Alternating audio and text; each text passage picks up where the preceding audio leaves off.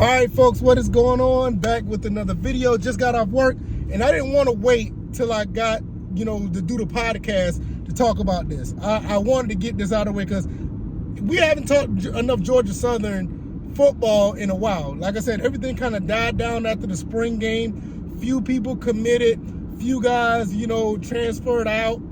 And one of the first people that transferred out was Eldrick Robinson. Now, if you don't know anything about linebacker Eldrick Robinson, I want to give you a quick refresher. Freshman linebacker that came to Georgia Southern, made an impact due to the injuries, not just due to the injuries of the guys that was already there, but his athletic ability. Interceptions, tackles, he's all over the field. I mean, I don't have the numbers in front of me, but best believe this kid was phenomenal as far as being the next man up, stepping up to, fill the void.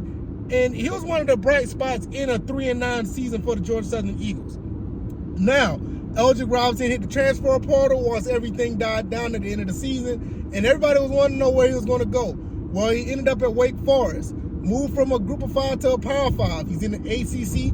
Wake Forest has, they surprised a few people throughout the last 3-4 years. I can't sit here and say I think it's a good fit for him because I don't follow Wake Forest like that.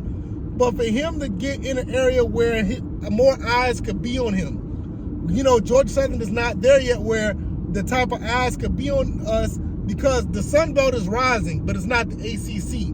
It's not as prominent as the ACC. Now, there can be some comparison saying that we got better football than the ACC, but that's another story for another day. Nevertheless, look at this light. Okay, nevertheless, I feel that we are in a position, well, I ain't gonna say we. I feel like he's in a position to actually get some name recognition. This kid can ball. And if he does anything, like what he did this past season on that level with, that type of talent going up against a Clemson, NC State, Florida State, and if he just shines as a Demon Deacon, we could see big things for Eldrick Robinson. I did a spotlight video on him because I knew that he was a kid that he could have ended up being a really good Georgia Southern Eagle and finding his way to be one of the great defensive guys in Statesboro. But unfortunately, with the turnover and all the other things that's been going on with our program, he felt like it wasn't a fit for him. And I respect that. Just like all the other guys that felt like they needed to move on, that's just a part of the process in college football now, not just like in Georgia Southern. I know a few guys was talking in my Discord saying like, look, this could be the norm for year in and year out now. This is a form of free agency in college football, not just for the Group of 5s, but the Power 5s. And it was bittersweet to see somebody like that go because, I made content because of him because I felt that this kid's a freshman. He could be here for the next 3 or 4 years making plays like he did. He could be the bright spot in a defense like the defense that we had, and for what he did in the time that we had where we were like pretty much dead in the water after everything that's going on, it was good to see that, hey, we got guys here that still can ball. Even though these guys are young, these guys are getting a chance to show off what they can do as freshmen. And it's something that I would love, for us to continue to have when it comes to bringing guys in. I want this to be a trend where just because you stepped on campus, that doesn't mean that you can't play right away.